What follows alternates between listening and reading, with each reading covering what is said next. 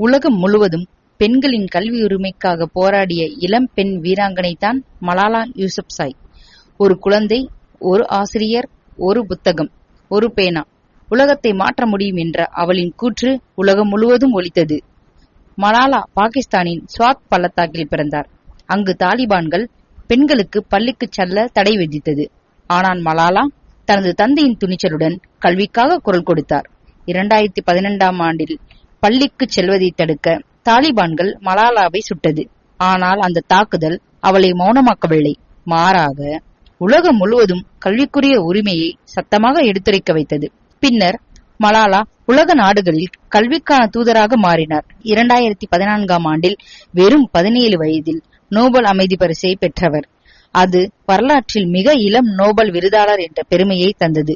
மலாலா சொன்னார், நாம் அனைவரும் அமைதியாக வாழ விரும்பினால் நாம் புத்தகங்களை படிக்க வேண்டும், துப்பாக்கிகளை அல்ல. கல்வியை பெற்றால்தான் பெண்கள் தங்கள் கனவுகளை அடைவார்கள், சமூகம் முன்னேறும். மலாலாவின் வாழ்க்கை நமக்கு சொல்லும் பாடம். கல்வி என்பது சும்மா பாடம் கற்றல் அல்ல, அது சுதந்திரத்தின் வழி, சமத்துவத்தின் அடித்தளம். நம் வகுப்பறையில் ஒவ்வொரு மாணவிக்கும், குறிப்பாக பெண்களுக்கும் சம வாய்ப்பை கொடுப்பதே மலாலாவின் கனவை நிஜமாக்கும் பாதை.